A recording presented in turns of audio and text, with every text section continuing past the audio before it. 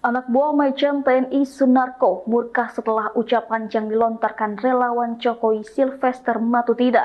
Kolonel TNI Purn Sri Rajasa Chandra tidak terima Sylvester yang menyerang ex-Danjen Kopassus itu.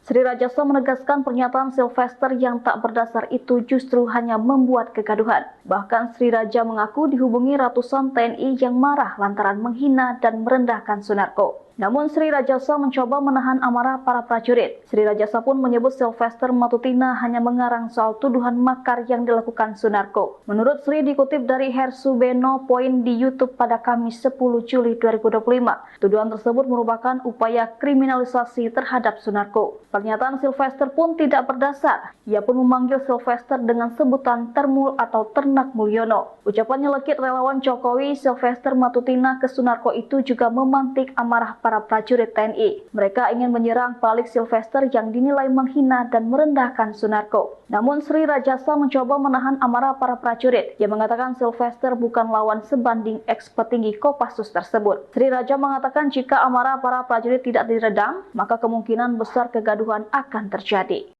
Download Tribun X sekarang, menghadirkan lokal menjadi Indonesia.